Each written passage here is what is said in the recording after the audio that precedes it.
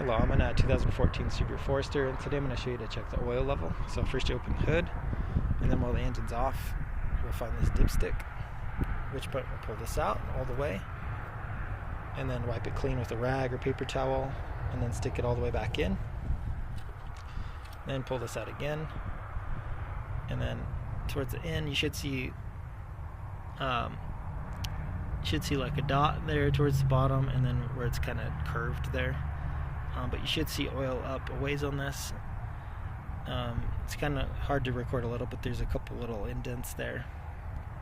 But if it's towards the one on the right for the little circle, then you're really low, and if it's towards the one on the left, which I have kind of right in the middle of the camera right now, that's full. So let's assume you're towards the low end of this dipstick or barely on it at all. You want to fill. Stick that all the way back in, and then right over here is where you're going to add your new oil to. So double check you've got the proper oil to add, as well as ideally the same synthetic, conventional, and brand of oil you've been adding. Best not to mix and match if you can help it. But we'll just unscrew this, and then with your quart jug or with a funnel, just add as needed. Try not to overfill.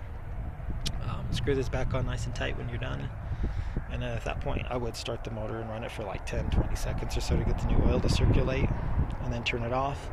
And then I'd repeat the process at the beginning with this dipstick of pulling it out, wiping it clean, then sticking it back in and pulling it out to see where we're at.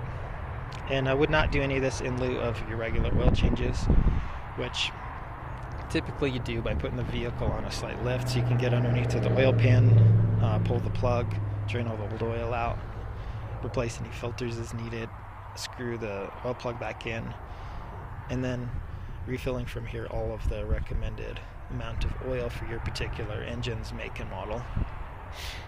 And at that point you should be able to start the car and drive.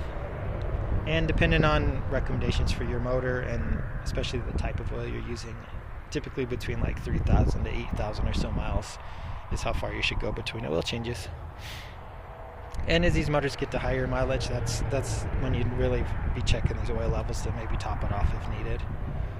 But I hope this is helpful. Hope you have a wonderful day.